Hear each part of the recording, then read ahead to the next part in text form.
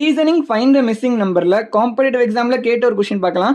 இந்த சம்மை நம்ம row wise solve பண்ண போகிறோம். ஏன்னா அங்கே தான் ரிலேஷன் உங்களுக்கு கிடைக்கும். சரியா? இந்த டைரக்ஷனில் சால்வ் பண்ணணும். ஃபஸ்ட்டு 5 8 இருக்கா? ஓகேவா? 5 என்ன பண்ணுங்க, 2ஆல் மல்டிப்ளை பண்ணிக்கோங்க. ஓகேவா? 5 × 2 என்ன கிடைக்கும்? 10 கிடைக்கும். 8ஐ 2ஆல் டிவைட் பண்ணுங்க. சரியா?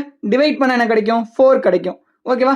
வந்த ரெண்டு ஆன்சரையும் ஆட் பண்ணுங்க. 10 + 4 என்ன? 14 கிடைச்சிருக்கா நம்பர்?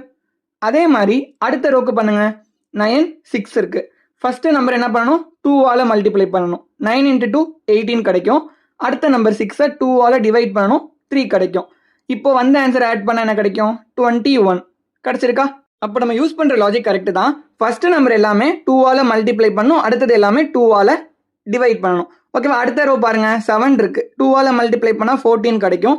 நெக்ஸ்ட் 2 இருக்கு. அதை 2ஆல் டிவைட் பண்ணா 1 கிடைக்கும். இப்போ 14 + 1 என்ன? 15. So option C is the correct answer. உங்களுக்கு புரிஞ்சிருந்தா ஒரு ஃபாலோ மட்டும் பண்ணிக்கோங்க.